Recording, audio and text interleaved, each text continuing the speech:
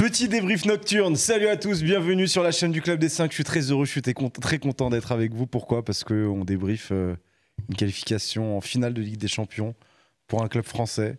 Le Paris Saint-Germain est en finale de la LDC, il affrontera l'Inter grâce à sa double victoire face à Arsenal. Victoire là-bas, victoire au Parc des Princes.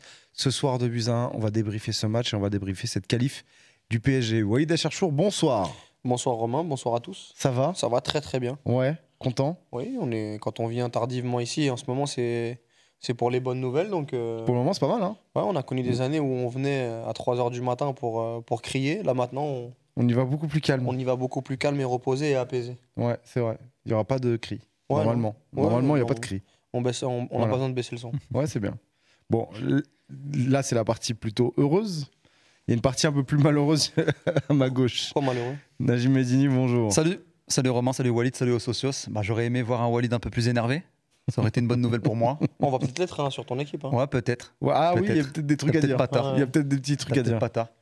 Ouais, malheureusement, élimination en demi-finale. Dommage, hein, Arsenal qui n'est pas passé loin d'une possible finale. Malheureusement, ce ne sera pas pour cette année. Tu as pu voir ça de près puisque tu étais au Parc des Princes. Exactement. Il y avait une grosse ambiance au parc. J'étais un peu un intrus. Avec mon maillot d'Arsenal. J'y suis allé. Ah, t'es allé j'ai en maillot assumé. d'Arsenal, t'as assumé? Ouais, j'ai assumé. C'est Maillot beau. d'Arsenal. Il y avait des supporters Gunners qui étaient à côté de moi qui, eux, n'assumaient pas. D'ailleurs, il y avait un daron qui me dit quoi à un moment, il me dit ouais, fais quand même attention, on sait jamais, ils vont peut-être nous repérer. Toi, tu as les t-shirts normaux. Parce que moi, non seulement Avec une petite veste quand même. non seulement, ouais, j'avais une petite veste, et non seulement j'avais le maillot d'Arsenal, mais en plus, sur le gros temps fort d'Arsenal, moi, je suis comme un dingue en train de crier comme un fou, tu vois. Ah ouais. Donc bon, c'est vrai qu'ils ont pu m'identifier, mais pour le coup, ça va, j'ai pas eu de problème, donc Ce qui veut dire que, c'était le principal. que le Parc des Princes fait les choses bien, parce qu'à Aston Villa, quand il y avait des supporters parisiens qui se levaient pour un but du Paris Saint-Germain, ils se sont fait sortir. Donc, Comme ça Liverpool, fait- Liverpool aussi. Ouais, ils se sont fait sortir. Comme tout du le stade stade. anglais. Ouais, en Angleterre, ils sont beaucoup plus stricts là-dessus. Ouais, Ouais, ils sont stricts, je sais pas si c'est le bon mot, mais. c'est- Écœurant. Ouais. Ouais, c'est ça. Con. Ouais, peut-être.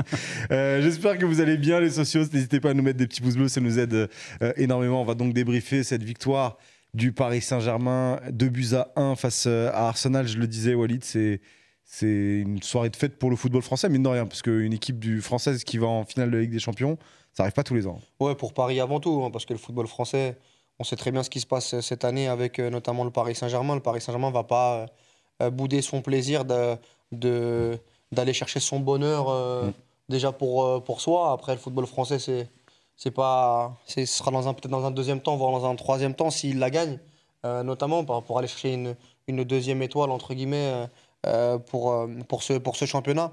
Et oui, pour le Paris Saint-Germain, c'est historique parce qu'on a connu cette Ligue des Champions avec cette finale contre le Bayern, mais dans des conditions très très différentes, avec voilà, ce Final Four, des stades vides, une finale vide sans les supporters. Et là, tu arrives à aller chercher une finale de Ligue des Champions devant ton public, avec des scènes de joie, avec de la communion, avec des Champs-Élysées pleins à craquer. On a mis 1 h 30 pour arriver à l'autre bout du périph'. Donc, c'est pas des choses qu'on a vues ces dernières années à Paris. Donc, c'est une très belle chose. Il y a 2 jours, on a eu le PFC qui monte en Ligue 1. Là, on a le Paris Saint-Germain qui est en... Pour le moment, le sport francilien, ça Ouais, va. on a le Paris En Saint-Germain qui est en, Île-de-France, ça va en qui ce est en moment. finale des champions. C'est quand même des beaux jours pour cette ville. Je veux pas remuer le couteau dans la plaie, mais juste comme tu étais au parc, l'ambiance vraiment, c'était assez fou. Franchement, moi j'ai aimé. Hein. Après, j'ai pas fait beaucoup de gros matchs au Parc des Princes, donc je peux pas forcément comparer. Mais j'ai trouvé que de la première à la 90e minute de jeu, tout le stade était debout, ça a chanté, ça a pas arrêté, il n'y avait pas que les ultras. Alors, les ultras font toujours le boulot, que ce soit à domicile ou à l'extérieur, ça, on en a l'habitude, mais j'ai trouvé que même tout le stade, franchement, chantait, criait, il y avait une vraie bonne ambiance. Forcément, il y avait des sourires, parce que le PSG menait 1-0, puis 2-0, donc on sentait quand même la qualification arriver. Non, moi, franchement, j'ai trouvé qu'il y avait une très bonne ambiance, et puis, tu sais, même tout le spectacle un peu pyrotechnique, les feux d'artifice, etc., j'ai trouvé que c'était vraiment bien que ce soit avant ou après la Tu es qualification. resté Donc, jusqu'à la fin? moi, je suis resté jusqu'à la fin, bien sûr. J'ai même regardé, hein, moi, à la fin, il y avait... De toute façon, t'es éliminé, hein, qu'est-ce que tu veux faire? Si tu rentres chez toi, le match, il va pas être rejoué de toute Ça va manière. pas donc, changer, hein. ça va rien changer. Ça va rien changer, Donc non, c'est vrai. j'ai regardé le spectacle et franchement, en tout cas, dans les tribunes, c'était, moi, je trouve, du haut niveau, en tout cas, une grosse ambiance. Bon, si on doit quand même faire le débrief de cette rencontre, c'est pas une rencontre que le Paris Saint-Germain nous a habitués à faire. C'est pas une rencontre qui a été maîtrisée c'est pas le mal. pleinement. Alors s'il y a aussi la gestion d'un résultat aller, et puis même d'une ouverture du score qui arrive avant le tiers du match, parce que c'est avant la 30e minute. Mais c'est vrai qu'on n'a pas senti d'entrée un Paris Saint-Germain dominant comme il a pu l'être. On sait que ce PSG-là n'arrive pas à calculer, à gérer. C'est une équipe qui essaye de dominer constamment ses adversaires. Et on avait vu qu'à partir du moment où ça calcule un peu comme à Aston Villa ou comme ce soir, bah, ça peut devenir compliqué. Et c'est vrai que sur la première mi-temps, les 20 premières minutes sont totalement gunners. On a une équipe du Paris Saint-Germain qui balbutie son football, des latéraux qui ont du mal à relancer, un milieu de terrain qui est pris, des situations dans la surface de réparation où sans Donnarumma qui en sort deux énormes, bah, ça aurait pu faire basculer la double confrontation. Mais Donnarumma a sauvé le PSG, comme Sommer a pu sauver l'Inter Milan, comme le Courtois auparavant a pu sauver aussi le Real Madrid. Et derrière, tu as ce combo poteau de Gvara plus le but de Fabian Ruiz qui fait très très mal à Arsenal et qui derrière rééquilibre les débats.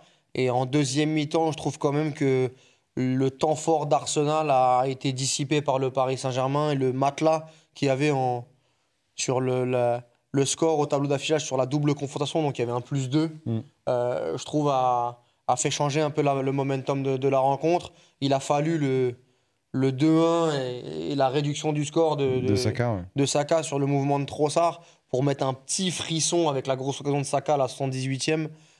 Mais globalement, je trouve que la deuxième mi-temps du PSG, ils ont souffert les 20 premières minutes.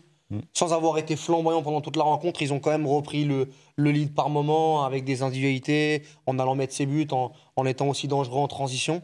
Et ça leur suffit pour aller en finale de Ligue des Champions. De toute façon, il ne fallait pas faire un très grand match de football, il fallait faire le match qu'il fallait. Et c'est ce que le PSG a fait. Sur les 20 premières minutes, tu as ressenti que... alors, on a senti Arsenal qui allait très très haut. On a les deux parades de Donnarumma qui sont dans les 7 premières minutes.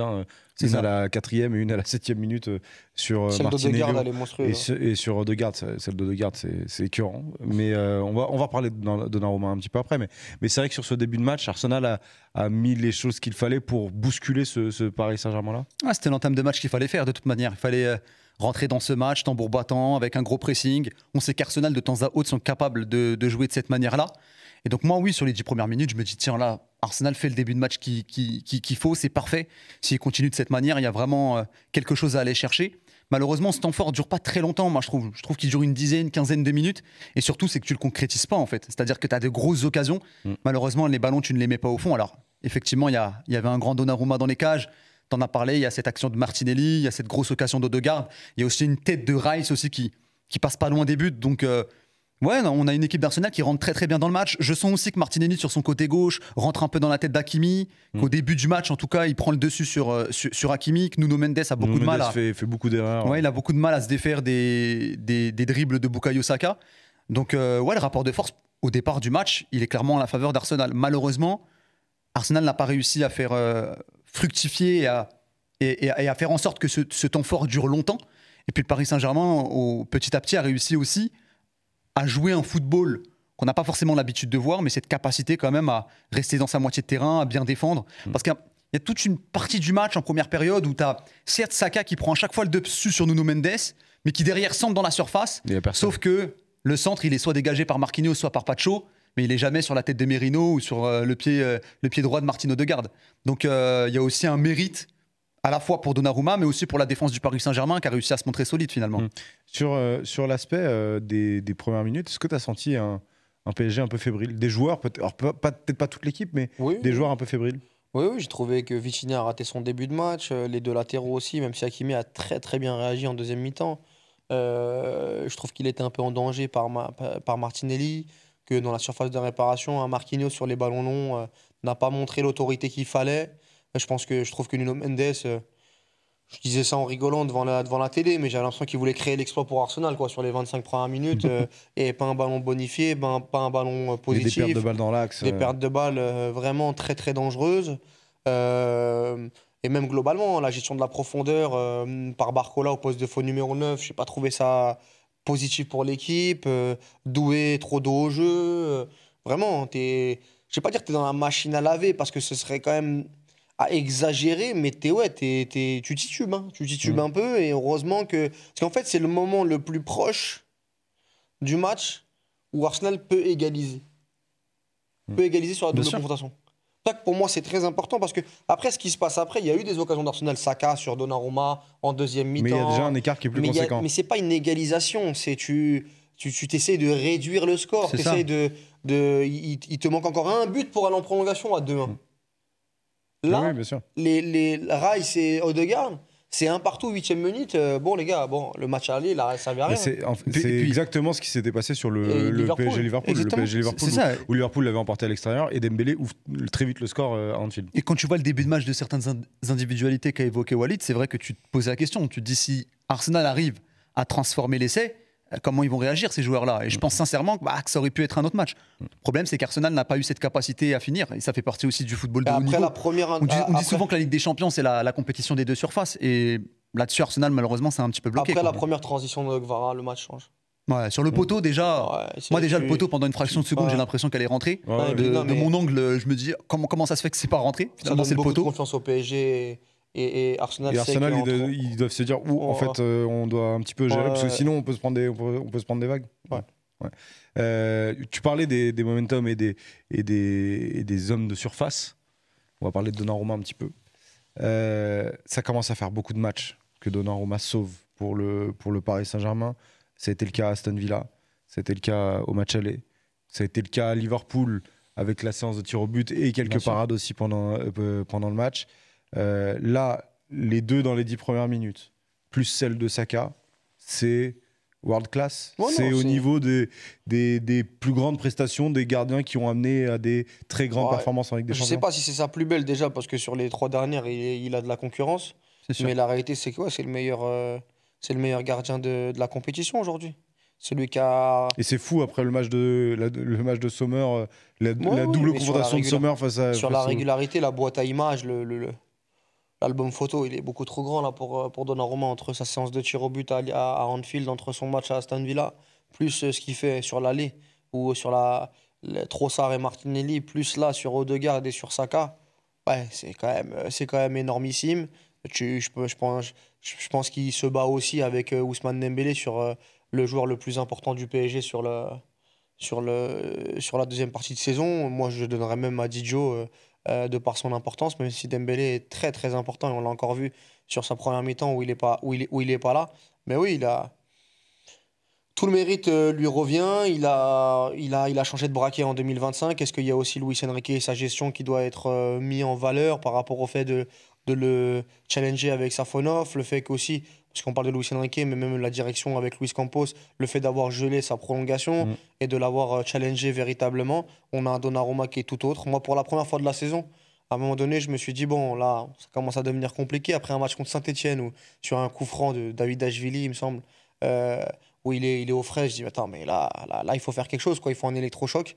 Et bon, le football va tellement vite qu'il va peut-être être élu meilleur joueur de la compétition à la fin de la saison si il est décisif contre l'Inter, je sais pas, dans une séance de tir au but ou en 90 minutes, et il va rentrer dans l'histoire du club à tout jamais.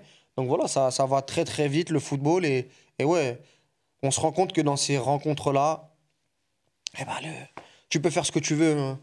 La macro-tactique, la micro-tactique, un gardien de but de très haut niveau, on l'a vu hier avec Sommer, on l'a vu avec Courtois, on l'a vu avec Alisson.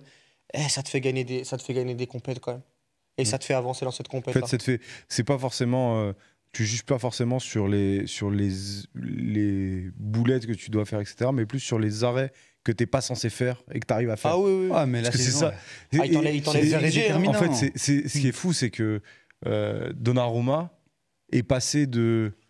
Wow, j'ai des mots de tête à me dire quand il y a une situation difficile, comment il va la gérer, en fait, non, là, vous n'allez pas marquer. En fait, c'est ça qui est dingue. C'est mort, en fait. Au mois de décembre, et moi, j'en faisais partie, hein, on était beaucoup à penser que... même le club, donc. Bien sûr, qu'il fallait changer le gardien de but pour pouvoir véritablement performer en Ligue des Champions. Et là, quelques mois plus tard, on est en train de dire que c'est peut-être le meilleur joueur du Paris Saint-Germain, ou en tout cas le plus déterminant. Et c'est vrai qu'encore une fois, si tu regardes ce qu'il est capable de faire sur la double confrontation, si tu prends tous ces arrêts en cumulé, on est peut-être à 6 ou 7 arrêts vraiment déterminants. Alors qu'il en fasse quelques-uns, c'est logique, c'est son métier, mais qu'il les fasse tous, ça le rend véritablement majestueux. Et donc, encore une fois, aujourd'hui, il a réalisé un immense match. Comme l'a dit Walid, c'est peut-être pas en plus son meilleur match, parce que je pense que, par exemple, la partition qu'il fait contre Villa, c'est encore un cran au-dessus. mais il est encore une fois déterminant. Il Quoi. t'en enlève 3, il t'en enlève 3 quand il doit te les enlever. Quoi. C'est ça. Finalement, en fait, on a le Donnarumma qu'on attendait, parce que c'est vrai que Donnarumma, c'est quand même un gardien extrêmement précoce. Lorsqu'il commence à se révéler à l'AC Milan, aux yeux du monde, on commence à penser tout de suite que ça va être l'un des meilleurs gardiens du monde. Ça a pris beaucoup de temps, il y a eu beaucoup de critiques, il y avait des lacunes qui paraissaient parfois être des limites. Ses sorties aériennes, sa capacité à être performant dans les gros matchs. Et finalement, ce sont des choses qu'il a réussi à gommer. Et puis en plus, il a même ça, il s'est amélioré, parce que les sorties aériennes, maintenant... Bien sûr. Il va, quoi. Bien sûr, Canal avait sorti une stat avant le match aller où je crois qu'il avait fait 16 ou 17 bonnes sorties aériennes alors qu'il en avait fait 5 la saison d'avant, tu vois. Donc il y a eu une vraie progression dans ce domaine-là, même si c'est pas toujours parfait. Aujourd'hui, il a vraiment passé un cap là-dessus. Et puis c'est vrai qu'en plus, il a un style atypique parce que il est tellement grand qu'on pourrait penser que ça peut être parfois difficile pour lui de se coucher au sol, mais il a une telle capacité à vite jaillir comme ça au sol. Ça avait été déjà le cas lors du match aller face à Martinelli et face à Trossard dans des face-à-face qui n'étaient pas faciles à négocier, où à chaque fois il arrive comme ça sur sa ligne à très vite jaillir au sol. Et puis ça a été le cas là sur la frappe d'Odegaard. Sur Odegaard. Il va tellement vite au sol. Alors certes, la frappe elle est de son côté, mais il a une capacité, une vivacité quand même. Il est masqué à réagir au début. Il est masqué au début, ça va vite et tout. Enfin, c'est complètement dingue. C'est dingue. Donnarumma, donc, j'aimerais qu'on parle des milieux de terrain du Paris Saint-Germain. Je vous laisse le choix. Vous avez le choix entre deux. Bon, on met pas Vitinha aujourd'hui. Vous avez le choix entre Fabian Ruiz et João Neves. Vous avez envie de parler de qui? Moi, j'ai envie de te parler de Fabian Ruiz quand même. Ah ouais? Ouais. Alors vas-y, commence par Fabian Ruiz et Walid parlera de João Neves après. Fabian Ruiz, comme beaucoup, j'étais pas forcément un grand fan sur ses premières années au Paris Saint-Germain, où il avait un petit peu ce rôle de compensation côté gauche, où on voyait pas forcément ses qualités offensives. Et c'est vrai que là, notamment, déjà, c'est le cas déjà depuis le début de l'année 2025, mais sur les 2 confrontations contre Arsenal, j'ai trouvé peut-être que c'était le milieu de terrain le plus déterminant. Ça avait déjà été le cas sur la première manche, notamment sur la première mi-temps à l'Emirates, où je l'avais vraiment trouvé exceptionnel. Toujours le pied là où il faut pour récupérer le ballon, toujours la bonne passe, le choix intelligent, la capacité à bien initier les contres. Et encore une fois, aujourd'hui, je l'ai trouvé très déterminant à la fois dans le contenu, que ce soit sans ballon ou avec. C'est pas le plus rapide, c'est pas le plus technique, mais il fait le boulot qu'il faut. Il a l'intelligence d'être au bon endroit au bon moment, d'avoir le geste juste. Et en plus, mine de rien, il te marque quand même ce but qui te change quand même le scénario de la rencontre. Elle est un tout petit peu contrée, la frappe de Fabian, mais c'est vraiment c'est un chouïa. Voilà. Quoi. Mais c'est vrai que ça te change tout. C'est quand même lui qui est comptabilisé comme oui, buteur. Bien sûr. Donc ça change tout. Il te marque ce but, il te refroidit les espoirs d'Arsenal qui étaient plutôt sur un temps fort quelques minutes avant.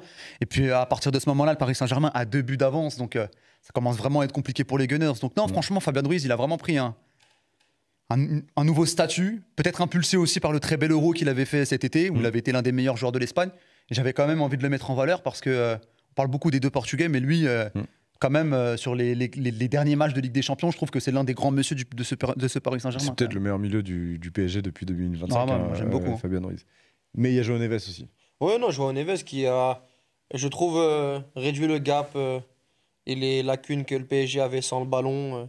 Avec le ballon, c'est pas le joueur le plus génial, c'est pas Pedri, mais sans le ballon, il va sans cesse il est relou pour l'adversaire. Il va sans cesse aller Je crois que quand il décide de récupérer un ballon, t'es quasiment sûr qu'il se passe un truc. C'est fou en fait. Il a un jump, il est fait sur des ressorts, il a les contres favorables, il a une qualité de résistance au duel avec sa faible taille.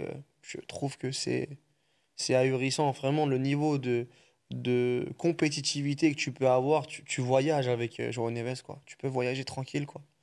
T'as pas de soucis, tu te dis pas, bon, l'intensité à Old Trafford, l'intensité là-bas à l'Inter ou à Arsenal ou à Anfield. Il peut, au bout de 20 minutes, non. Plus le match avance, plus il est habité, plus il se sert de cette intensité pour continuer à se régler, à fluidifier le jeu, à avoir une récupération assez haute. Et derrière, je la donne. D'ailleurs, je la donne à mon copain. Mon copain, il a plus de ballons que moi, plus de vivacité. Il est fait pour cette zone du terrain, quoi. Je vais la donner à Doué, je vais la donner à Kvara, je vais donner même un latéral. Mais par contre, moi, quand à la perte, je vais aller chasser. C'est un chasseur, le mec.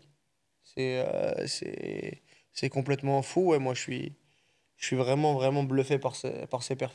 Mais la performance de ces milieux de terrain, c'est aussi toujours à remettre dans un contexte collectif. Parce que moi, personnellement, je pense que individuellement, peut-être que certains ne seront pas d'accord, hein, mais pour moi, le milieu de terrain Declan Rice, Odegaard, Thomas Partey, sur le papier, pour moi, c'est meilleur que le milieu de terrain Vitinha, Joao Neves, Fabian Ruiz. Mais ce qu'il a réussi à créer finalement Luis Enrique aussi, bah, c'est ça, c'est une complémentarité entre les trois joueurs qui arrivent à être en quelque sorte à leur maximum, très proches les uns des autres, donc forcément ça facilite le contre-pressing. Et pareil sur le jeu offensif, toujours une solution pour le partenaire, comme l'expliquait Walid. Donc encore une fois, bravo aussi à Luis Enrique, parce que c'est lui aussi qui a réussi, je pense, à mettre ces trois joueurs dans le contexte qu'il fallait, parce que individuellement, encore une fois, je pense sincèrement que le milieu de terrain en face, il est meilleur. Mais aujourd'hui, bah, sur le terrain, le rapport de force, il est en faveur du Paris Saint-Germain, parce que c'est aussi tout un collectif qui fait que cette équipe du Paris Saint-Germain a été meilleure sur les 2 matchs. Justement, j'aimerais qu'on parle de Luis Enrique. Après, on fera un mot d'Arsenal et puis on terminera avec les paris du jour sur Winamax. Luis Enrique. Tout à l'heure, on disait, Walid, que c'était pas un PSG habituel. Est-ce que c'est pas d'autant plus fort que ce PSG-là arrive à se sortir de ces situations-là, arrive à se qualifier si tu prends le parcours depuis le début de la saison, à peu près tous les types de scénarios possibles? Parce que t'as surdominé à l'aller contre Brest, bon bah c'est passé. T'as perdu à l'aller contre Liverpool à domicile, bah c'est pas grave, c'est passé. T'as gagné à domicile, t'as été favori contre Aston Villa, c'est passé. Là t'as gagné à l'extérieur, et t'avais retour au parc, c'est passé. Est-ce que voilà, il n'a pas réussi à trouver la parade face à tout type de scénario? Ouais, bah oui, qu'est-ce que tu veux dire, moi, sur Luis Enrique, on a tout dit. Maintenant, c'est l'avènement de ce coach. On a bien compris depuis un moment que la route qu'il entreprenait était positive pour le club et que ses choix, notamment en 2025, commençaient déjà à payer.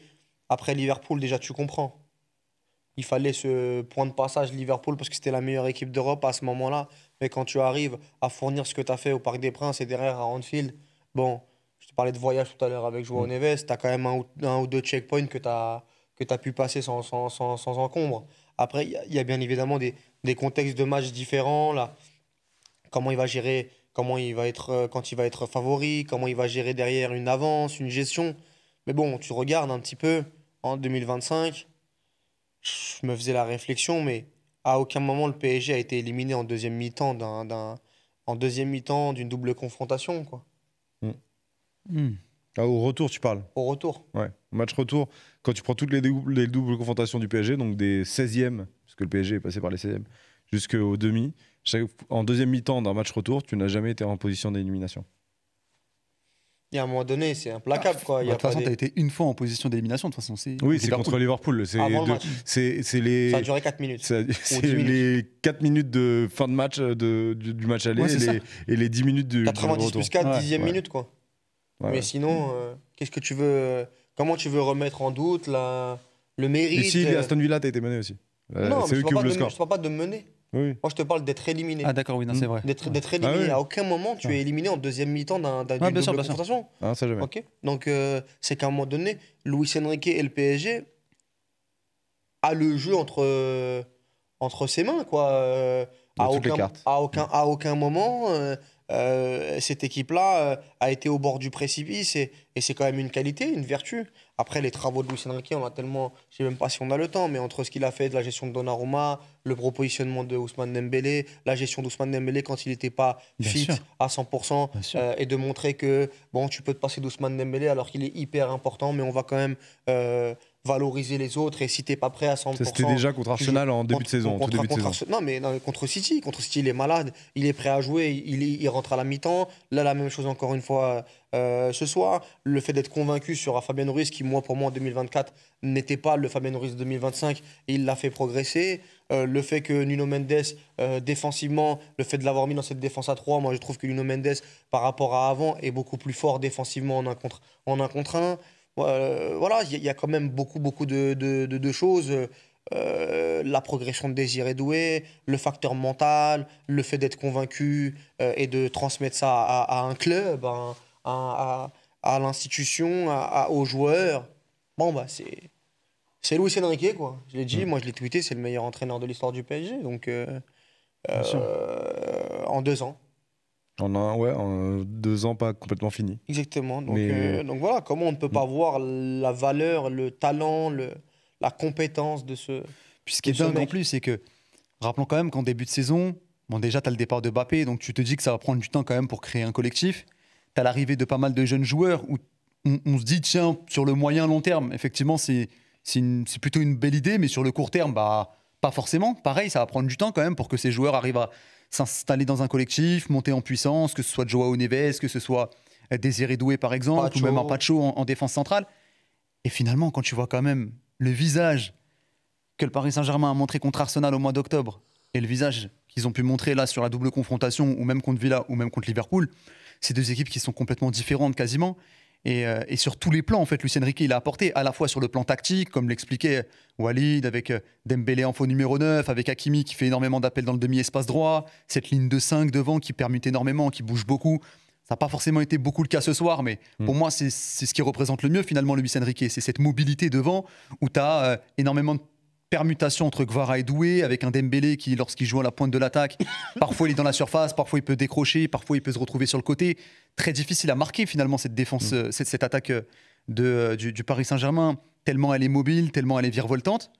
Et puis en même temps, effectivement, dans la gestion humaine et dans le management, on a parlé tout à l'heure de la gestion de Donnarumma, avec effectivement à un moment Donnarumma qui était sur le banc au profit de Safonov, notamment contre le Bayern, il me semble. Oui, contre le Bayern, c'est Safonov Voilà, qui tue. c'est quand même un choix fort, quoi.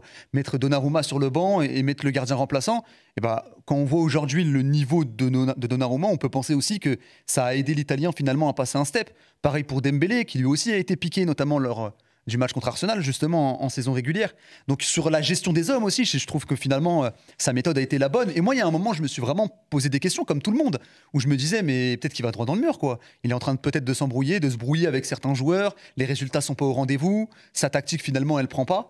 Et finalement, c'est lui qui avait raison, parce que tout a réussi à se découpiller. Et en fait, c'est le travail sur le long terme, le travail de longue haleine, qui fait qu'aujourd'hui, le Paris Saint-Germain est l'une des meilleures équipes d'Europe et n'a pas volé sa place en finale. Je me faisais la réflexion encore aujourd'hui, mais quand tu joues avec Bradley Barcola et Désiré Doué dans une ligne de 3, quand même ce soir, où tu sens qu'ils font quand même leur âge, dans la maturité, dans le... Qui savent pas encore comment gérer tous les momentum qu'il faut. Dans le côté dilettante et tout, tu te dis, même avec des individualités qui passent à côté, la structure collective et l'état d'esprit qu'il envoie à son équipe, en fait, au final, tu es toujours rattrapé par l'ADN Luis Enrique, quoi.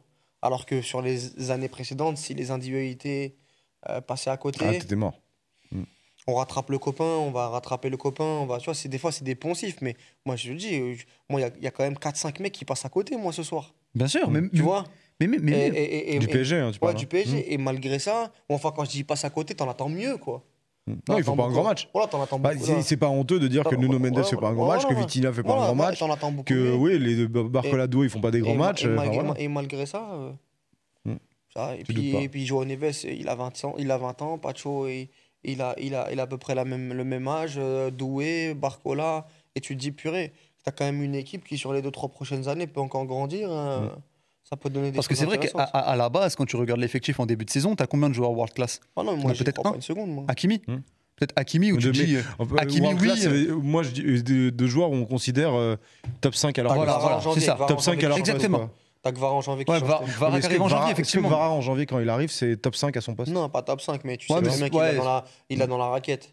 Voilà, disons Kvara et Hakimi, mais sinon oui, Donnarumma qui à la base devrait être aussi Dembélé, tu l'attends jamais à ce niveau. Donnarumma, tu l'attends pas à ce niveau, en tout cas en Ligue des Champions, même si effectivement sur le papier il devrait l'être.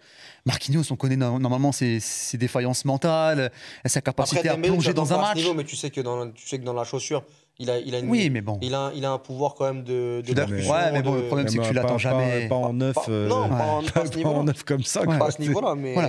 Doué, Barcola, pareil, on sait que c'est des gros prospects qui peuvent te faire beaucoup de bien, mais tu les attends peut-être pas quand même à ce niveau-là. Pareil pour le milieu de terrain que j'évoquais tout à l'heure. C'est la signature Luis Enrique. Voilà, c'est pour ça qu'en fait, Luis Enrique, il a réussi encore une fois à maximiser le potentiel de chacun, à créer un vrai collectif, à faire en sorte que chacun se sente dans le contexte pour pouvoir exprimer au mieux leur talent. Et moi, je te le dis, aujourd'hui, certains seront peut-être pas d'accord, mais tu mets cet effectif sous les ordres de beaucoup d'autres entraîneurs, ça va pas jusqu'en finale, ça s'arrête peut-être à l'effectif pour arriver peut-être jusqu'en quart. Mais peut-être pas plus finalement. Et aujourd'hui, moi je pense sincèrement que Luis Enrique, parce que tout ce qu'il a apporté, il a réussi finalement à donner un supplément d'âme et à faire en sorte que le Paris Saint-Germain arrive à braver tous les obstacles et aujourd'hui à être en finale. Sur l'aspect convaincant et convaincu, il a donné une interview à Canal+, en français, en plus ça a duré 5-6 minutes, je vous invite à aller le voir si vous ne l'avez pas vu, mais où il dit justement qu'après le Bayern, ou après le PSV, un des deux, il a fait une réunion avec tous ses joueurs, tout le staff, et il dit on n'a pas les résultats qu'il faut, mais les résultats sont injustes, parce que ça ne représente pas ce qu'on fait. Ça ne représente pas ce qu'on fait, ça ne représente pas ce qu'on... Parce que Mais ça, il le disait déjà en conférence de presse. Mais là, il te le dit vraiment. Il te dit que c'était pas un discours de façade, quoi. Ouais. Qu'il a vraiment pris tout le monde pour leur dire il y a un moment où voilà, on n'a pas d'efficacité, mais ça va passer parce qu'on est une des meilleures équipes d'Europe, comme ça, etc. Bon, bah d'accord. Puis même, tu sais, la mentalité. Et tu parlais du choix Donnarumma Safonov, choix fort. Maintenant, après coup, on se dit ouais.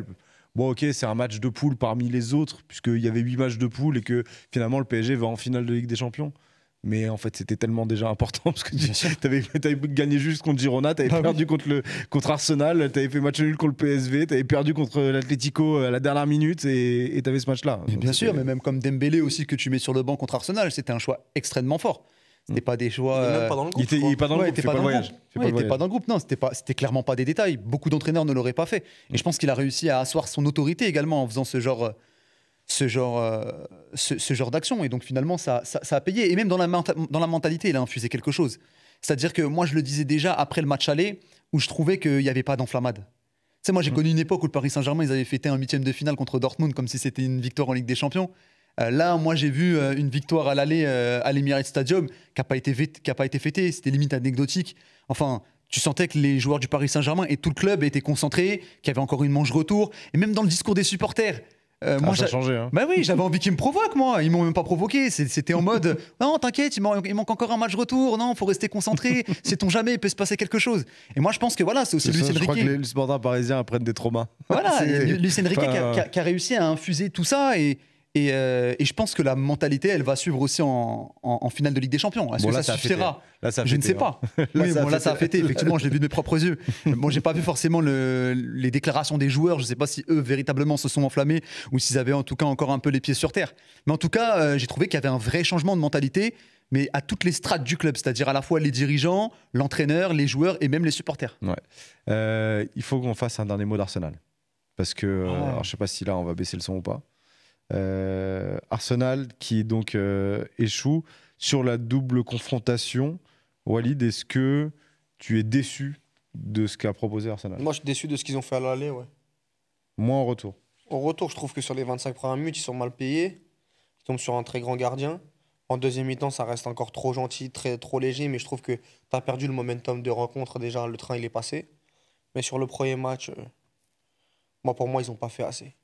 Déjà, ils se sont fait battre à la régulière à la maison et c'est pas normal. Enfin, là, on parle d'Arsenal. Hein. Attention, on va pas dévaloriser ce qu'est le PSG, ce qu'a fait le PSG.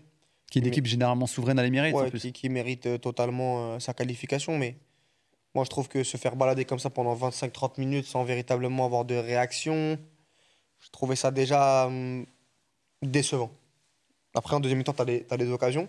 Mais je trouve que même moi, celui qui me déçoit le plus, alors, il n'a pas un réservoir de dingue sur le banc, mais je trouve que c'est Arteta, moi. Arteta qui, je trouve, moi, dans la double confrontation, a laissé passer un peu le momentum de rencontre à l'aller, où je trouve qu'ils n'en ont pas fait assez. C'est pas assez pour moi. Ils ont fait, hein. Alors là, ils ont fait, ils ont des XG qui sont importants. Je crois que c'est 3 XG là, sur le match retour. Je crois qu'en tout, c'est plus de 6. 25, je crois que c'est plus de 6 en tout sur la double confrontation. Tu peux être à plus de 1 sur une action. Non, en gros, il y a entre le 0,95. Ouais, c'est 0,95 le max. Ah, mais le but, je me suis dit. Le but, c'est un plat du pied dans les 6 mètres, donc forcément, t'es. C'est ça. Je trouve qu'il y a un pouvoir individuel sur le match qui est trop faible, quoi. Odegaard a remis son occasion très décevant. Saka a essayé. Martinelli. Merino, voilà. Je trouve que ça manque d'impact, je trouve que ça manque de course, je trouve que ça manque de... Même les latéraux n'ont pas été transcendants. Lewis Kelly était moins bon qu'à l'aller, par exemple. Sur le début de match, Lewis Kelly, je l'ai trouvé en difficulté. Hein. Il y a pas mal de ballons qui ont amené à des contre-attaques parisiennes. Je trouve ça... globalement, en fait, c'est compliqué parce que, oui, ils ont eu un temps fort à l'aller sur la deuxième mi-temps et un temps fort là sur les 25 premières. Donc, tu peux te dire que, oui, mais en fait, sans cesse, t'es mené au score, quoi, en fait. Sans cesse, tu rattrapes, tu dois rattraper, Tu dois quoi. courir Tu dois après, courir quoi. après le score. Et ouais, après ce qu'ils ont fait contre le Real Madrid, moi, je m'attendais à une proposition beaucoup plus convaincante, beaucoup plus forte, beaucoup plus. Là, sur la fin de match, c'est quand même la caricature de voir un Stoke City avec Rory Delap qui fait des touches. Mais ça a démarré dès le début, hein, Ouais, les voilà, touches, hein, les longues touches. Hein.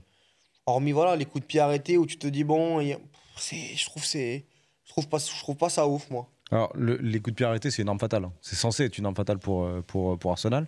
Est-ce que dans la Mais est-ce que tu t'enfermes proposition. pas dedans, là, Bah, c'est la question que j'avais posée. Est-ce que dans la proposition collective, hors coup de pied arrêté, justement, bah, ils se sont pas laissés un peu enfermer par cette idée-là et Non. ils n'ont pas proposé autre chose que ça? Non, moi je pense que c'est pas forcément lié au coup de pied arrêté. Je pense pas que Arsenal démarre le match en se disant tiens, il va falloir faire la différence uniquement sur les coups de pied arrêtés. Moi je pense que là où ils se sont enfermés, c'est dans ce contrôle un peu à outrance. C'est-à-dire cette volonté vraiment à chaque fois de vouloir dicter le rythme. Je pense qu'il y a un moment où, un peu comme le Barça sont capables de le faire, il y a un moment, vas-y, lâche les chevaux, quoi.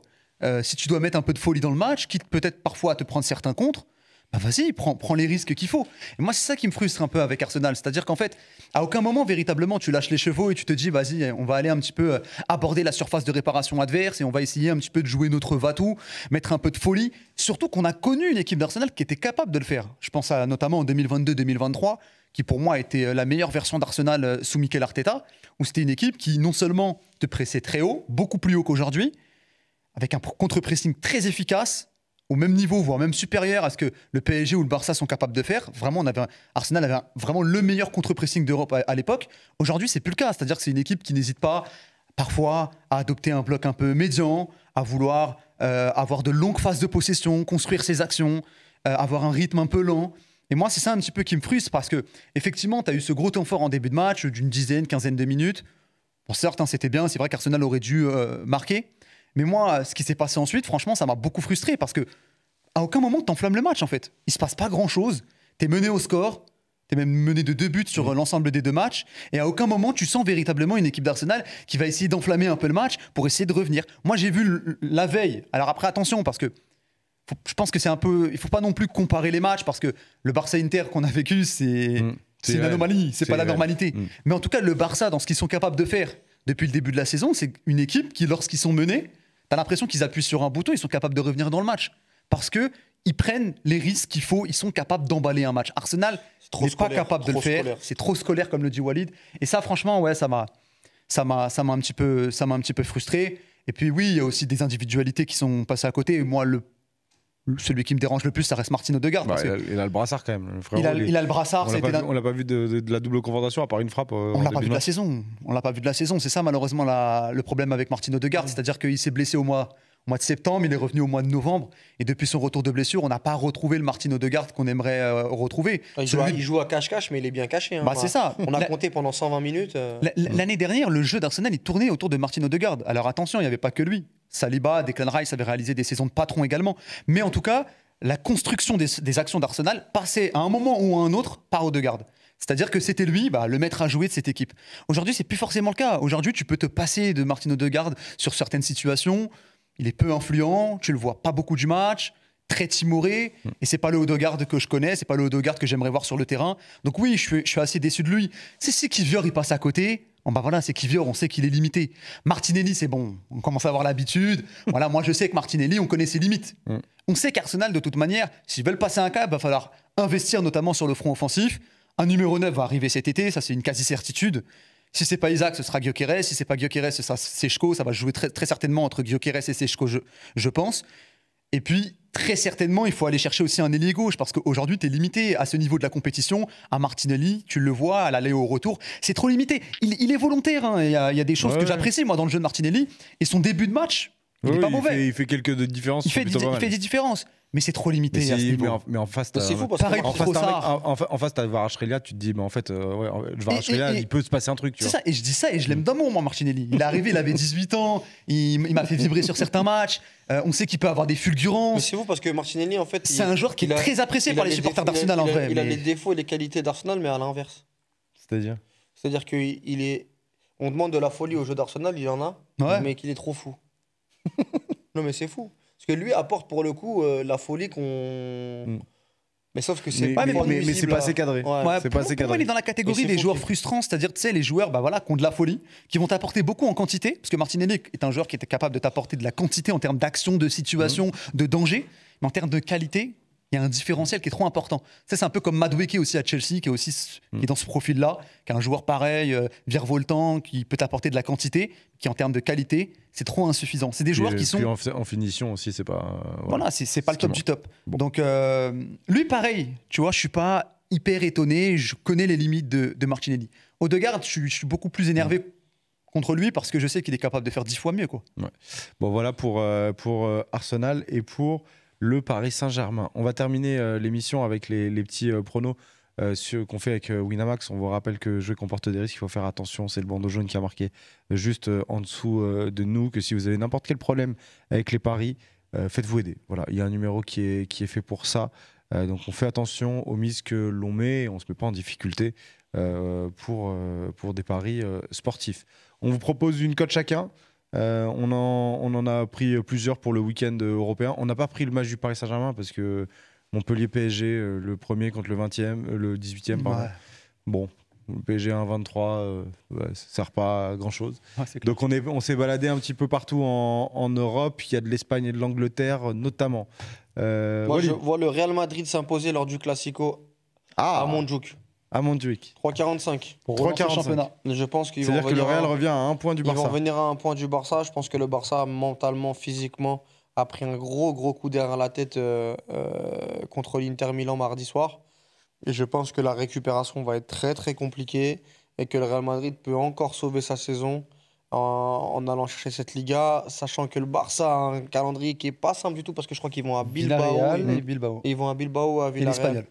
Et l'Espagnol derrière. Donc, c'est le moment ou jamais pour le Real Madrid, sachant qu'il y a une Coupe du Monde des clubs aussi derrière, pour se ressaisir.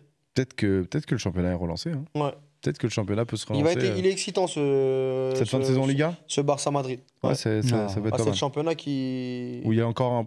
Ouais, Avec non, il y a l'Italie. l'Italie aussi. Ouais, aussi. mais l'Italie, j'ai l'impression que c'est bouclé, moi.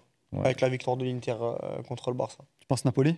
Non, je pense que ouais, la victoire Il y a vraiment pas. la victoire de l'Inter contre le Barça Il reste 3 journées à l'Inter. a scellé le Napoli. Ah, tu penses que le Napoli, Oui. ils vont. Mais ils ont pas- très ils pas vont pas d'avance. gagner Hein. Ouais, mais la gestion de la finale et tout, etc. Ouais, je comprends pas. Tu penses que l'Inter va être champion ou que Non. ça Avec a la scellé- victoire. Ça a scellé Ça a la scellé victoire la pour le victoire Napoli. pour le Ok, Napoli. d'accord. Ok, très bien. Mais oui, effectivement, le suspense peut être relancé en cas de victoire du Real du côté de Barcelone. Je reste en Liga, moi aussi. Tu vois, moi aussi, je parle de la Liga. Valence va taper Getafe. Valence, c'est une des équipes les plus en forme du championnat. Getafe, c'est une des équipes les moins en forme de Liga.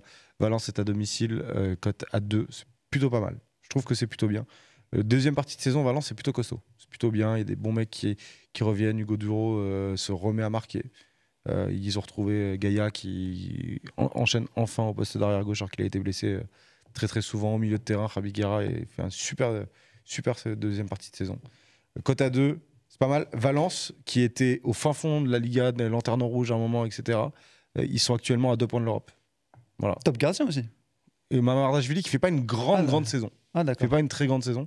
Je me demande, ça va être intéressant de savoir ce que Liverpool va faire de lui. Ouais, ça va être Parce intéressant. que quand on voit la saison d'Alisson et la saison de Mamardashvili, je suis pas sûr qu'il Ah, bah soit ouais. prêt tout de suite pour Liverpool. Mm. Donc, on En verra. parlant de Liverpool. Hein En parlant de Liverpool. Tiens, en parlant de Liverpool. Ouais. Les Très belle transitions, transition. Magnifique Fort, la hein. transition. T'as fait exprès ou pas? Ah non, Non. c'était pas voulu. Bah, c'est surtout Liverpool, lui, il hein, joue qui l'a déjà fait. ce week-end? Il joue contre Arsenal. Et figurez-vous que le championnat n'est pas terminé. Parce que là aussi, ça va être relancé. Non, je rigole, c'est le mec qui veut pas lâcher le steak. Lors de Le la gars qui veut s'accrocher à un truc. J43, Arsenal va peut-être rattraper le nombre de points de Liverpool. Bon, la saison d'Arsenal est finie. La saison de Liverpool est finie aussi. Enfin, la saison d'Arsenal n'est pas complètement terminée, mine de rien. Enfin, Est-ce que ça la fout mal si Arsenal finit pas deuxième de ce fois? serait relou. Enfin, ça va pas changer grand-chose. À la fin, quoi qu'il arrive, Arsenal jouera la Ligue des Champions l'année prochaine. Et s'il termine 3e ou 4e, en quelque sorte, ce sera peut-être oublié dans quelques... Même cinquième. dans La quelques- cinquième place, elle est Ouais, non, quand même, qualificative aussi. Oui, je sais bien, mais. Ouais, ce serait quand même relou. Arsenal a été 2e pendant toute la saison. Surtout qu'en plus, Manchester City fait une saison qui, dans l'ensemble, n'a pas été réussie. Donc, voir City terminer devant Arsenal, personnellement, j'aimerais pas trop. Donc il y a quand même la deuxième place à conserver. Il n'y a que 3 points d'écart finalement entre City et Arsenal. Donc il va falloir faire attention. Surtout qu'Arsenal a un calendrier qui n'est pas évident. Ils vont jouer Newcastle aussi encore après Liverpool. Je ne les vois pas perdre, je ne les vois pas forcément gagner. Tu vas jouer là-bas en Anfield. Arsenal qui, je pense, a quand même pris aussi un coup derrière la tête ce soir contre le Paris Saint-Germain. Liverpool, quelque part, a déjà la tête ailleurs. Ils sont, je pense, un peu en vacances. Ils ont déjà fêté le titre. Donc je ne les vois pas non plus l'emporter. Donc je vois un match nul à 3,50, un 1-1. Pas un match fou. C'est vrai qu'on attendait beaucoup cette rencontre. À un moment, on se posait la question de savoir si ça pouvait peut-être être une finale de Première Ligue. Bon, finalement, ce ne sera pas le cas. Ce sera un match anecdotique. Et je vois un match nul à 3,50. Et Arsenal, Arsenal, dernière journée, ils ont les points gratuits Ouais, c'est Southampton. contre Southampton, donc ça leur fera 3 points. Ça, c'est vrai. Mais effectivement, il y a Liverpool-Arsenal et Arsenal-Newcastle. Newcastle qui est à 4 points d'Arsenal. Donc s'il y a mauvais résultat d'Arsenal et que Newcastle gagne contre Chelsea, c'est un ils gros jouent match. ce week-end. Ça veut dire que Newcastle, s'il y a un mauvais résultat d'Arsenal, Newcastle, ils peuvent potentiellement avoir leur destin pour finir devant les Gunners, en tout cas au classement. Ouais, ce serait dingue. fou. Ce serait assez dingue. Newcastle qui joue à 13h contre Chelsea dimanche. C'est le gros match du week-end en Première Ligue. Ouais. Parce que ce sont deux équipes qui se battent pour la qualification en Ligue des Champions. Donc, moi, j'aurai un œil attentif également sur cette rencontre. Ouais. Voilà pour les cotes qu'on vous propose avec Winamax. Merci Najim. Merci Walid. Merci à Farid Hachem qui a préparé et réalisé cette émission. Merci à vous les socios d'avoir été avec nous. N'hésitez pas à nous mettre des petits pouces bleus. Ceux qui sont là, ça nous aide énormément. Et puis on va se donner rendez-vous pour faire des débriefs nocturnes de la finale de la Ligue des Champions avec un club français, quoi. C'est pas mal. C'est quand même cool. C'est cool. Quand même sympa. Ouais. Allez, passez une très très belle soirée et à très vite sur la chaîne du Club des 5. Ciao tout le monde. Ciao.